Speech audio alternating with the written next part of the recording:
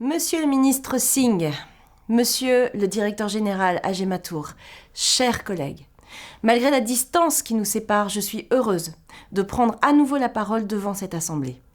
Je voulais vous faire part de tout mon soutien et de mes plus sincères salutations. Je voulais également vous remercier d'avoir organisé cette 4e assemblée en cette année si importante pour l'accès à une énergie moderne et durable pour tous. En septembre, s'est tenu le dialogue de haut niveau sur l'énergie, premier sommet sur l'énergie convoqué par l'Assemblée générale des Nations unies depuis 40 ans. Les priorités identifiées lors de ce dialogue sont aussi les nôtres au sein de l'Alliance solaire internationale. Premièrement, combler l'écart d'accès à l'énergie d'ici 2030. Ensuite, décarboner rapidement les systèmes énergétiques et pour y parvenir, d'ici 2030, les capacités solaires et éoliennes doivent quadrupler. Troisièmement, mobiliser des financements prévisibles à grande échelle et encourager la diffusion de la technologie. Les investissements dans les énergies renouvelables et l'efficacité énergétique doivent tripler. Nous devons aussi faire en sorte que l'aide publique au développement et les subventions aux énergies fossiles soient redirigées vers les renouvelables. Et enfin, veiller à ne laisser personne sur le bord du chemin. La formation et la création d'opportunités économiques sont la clé pour que nos populations embrassent la transition avec confiance et non résignation ou pire encore, colère. Chers collègues, la COP26 s'ouvrira dans 10 jours seulement. L'accélération de la transition énergétique sera au cœur des débats à Glasgow. Alors que l'énergie solaire est aujourd'hui devenue l'une des sources d'énergie les moins chères, le déploiement accéléré de cette technologie doit donc demeurer le cœur de notre action. La France s'y emploie et continuera de s'y employer aux côtés de l'Inde et de l'ensemble des partenaires. Pour atteindre nos objectifs, pour réaliser un plus haut niveau d'ambition dans la lutte contre le changement climatique, nous n'avons qu'un seul choix, celui de la coopération internationale.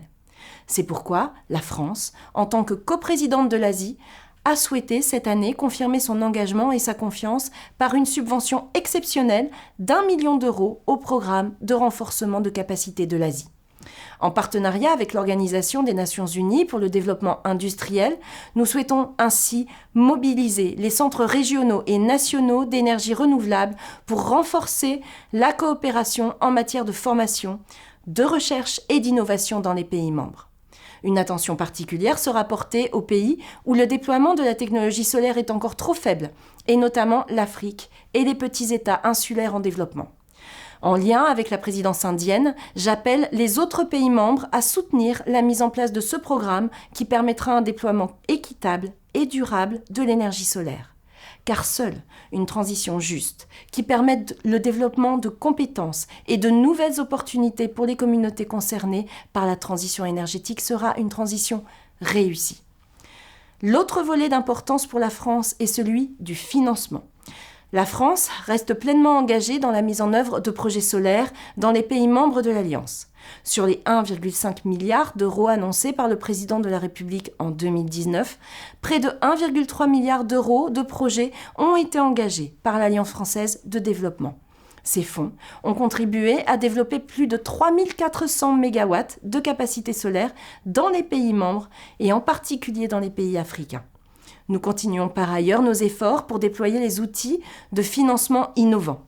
L'initiative pour la réduction des risques d'investissement dans les renouvelables, développée avec l'Alliance solaire, avec l'Agence française de développement et la Banque mondiale, est entrée dans sa phase de mise en œuvre opérationnelle.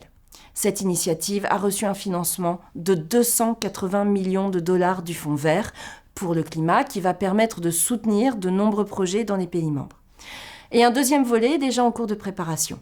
J'appelle les États ayant rejoint l'Asie à travailler avec nous au sein de cette initiative. Enfin, les investissements dans les infrastructures seront clés au cours des prochaines années pour permettre une croissance de la part d'énergie renouvelable dans nos systèmes énergétiques. Les réseaux électriques doivent être adaptés pour permettre l'intégration de ces énergies. C'est pourquoi la France se félicite du lancement par l'Inde de l'initiative pour les réseaux verts One Sun, One World, One Grid, l'initiative qui sera mise à l'honneur lors de la COP26 à Glasgow. Je suis heureuse que l'entreprise française EDF participe déjà aux études de faisabilité de cette initiative. Mesdames et messieurs, chers collègues, j'appelle tous nos partenaires à appuyer nos efforts et à mobiliser encore davantage leur expertise de l'énergie solaire pour renforcer notre ambition. Je vous souhaite une excellente réunion.